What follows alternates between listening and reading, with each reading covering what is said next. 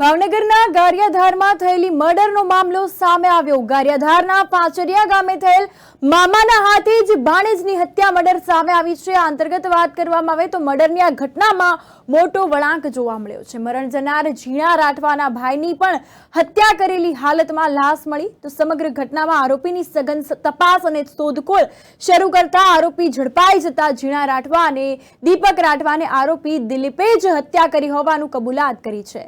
SP DYSP સહિત પોલીસનો કાફલો બનાવ સ્થળે પહોંચ્યો છે। ઝીણા રાઠવાના ભાઈ દીપકની હત્યા કરેલી હાલતમાં લાશ મળી છે અને દીપકનું પણ મોત નિપજાવીને લાશને અવાવરૂ જગ્યાએ દાટી દેવામાં આવી હતી તો આરોપીએ કબૂલાત કરી છે અને હાલ લાશની ડેડ બોડી જે છે તે ફોરેન્સિક પીએમઆરથી મોકલી આપવામાં આવી છે। હાલ આરોપીને પોલીસ કસ્ટડીમાં રાખીને વધુ તપાસ શરૂ કરાઈ છે। જી હા, આ ઘટના સામે આવી છે। ગારિયાધારના પાંચરિયા ગામે થયેલ મર્ડર ઘટનામાં મોટો વળાંક જોવા મળ્યો છે। મરણ જનાર ઝીણા રાઠવાના ભાઈની પણ હત્યા કરેલી હાલતમાં લાશ મળી છે તો ઝીણા રાઠવા અને દીપક રાઠવાને આરોપી દિલીપે જ હત્યા કરી હોવાનું પોલીસનું અનુમાન સામે આવ્યું। પોલીસનો મોટો કાફલો બનાવ સ્થળે પહોંચ્યો અને દીપકની લાશ દાટી દીધેલી હાલતમાં મળી આવી છે। દીપકનું પણ મોત નિપજાવીને લાશને અવાવરૂ જગ્યાએ દાટી દીધેલ હોવાનું આરોપીએ કબૂલ્યું છે અને હાલ લાશની ડેડ બોડીને ફોરેન્સિક પીએમઆરથી મોકલવામાં આવી છે। પોલીસ આ અંગે તપાસ કરી રહી છે અને કાયદેસરની કાર્યવાહી શરૂ કરાઈ છે।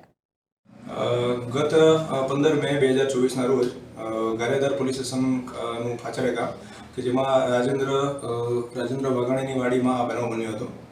સદરો બનાવની વિગતો જોઈએ તો આ કામનો આરોપી દશરથ ઉર્ફે દશેરીઓ ઉર્ફે દિલીપભાઈ કેરિયાભાઈ બામણિયા કે જેઓ અંદાજે 1 મહિના પહેલાં રાજેન્દ્ર વાઘાણીની વાડીમાં ખેત મજૂર તરીકે કામે આવ્યા હતા।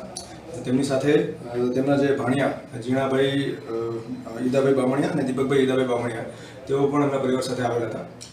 આ સમગ્ર બનાવની વિગત જોઈએ તો જે દિલીપભાઈ કેરિયાભાઈ બામણિયા છે તેમની પત્ની ચંપાબેન તેઓનું જે આડા સંબંધોની વહેમ રાખી એમને ઝીણાભાઈ જે બામણિયા છે તેમનું સૌપ્રથમ મૃત્યુ નિપજાવ્યું હતું। ત્યારબાદ જે ઝીણાભાઈ છે તેમને મૃત્યુ નિપજાવી તેમની ડેડ બોડી જે હતી એ ડેડ બોડીને એ લોકોએ એક કપાસના જે ખેતર હતા ખેતરની અંદર એ લોકોએ મૂકી અને એની ઉપર જે કપાસનો જે પાક આવે એ પાકને મૂકી અને એની ડેડ બોડી દાટી દીધી હતી।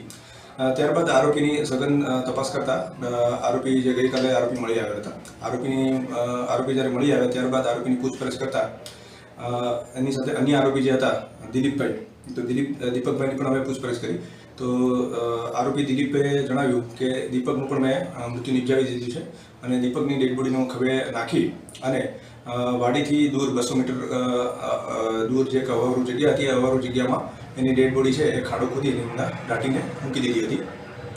સદરુ બનાવની વિગતને ધ્યાને લઈ અને પોલીસ દ્વારા સરકારી પંચોને સાથે રાખી અને આ જે દટાઈ ગયેલી ડેડ બોડી હતી એને પણ રિકવર કરવામાં આવી હતી અને હાલ આ જે ડેડ બોડી છે એનું ફોરેન્સિક પેનલ પીએમ અર્થે તેને મોકલી આપવામાં આવેલ છે। આ બાબતે વધુ તપાસ ખરેખર પોલીસ સ્ટેશન દ્વારા ચલાવવામાં આવી રહી છે। હાલ આરોપી અત્યારે ક્યાં છે? હાલ આરોપી છે પોલીસ કસ્ટડીમાં છે।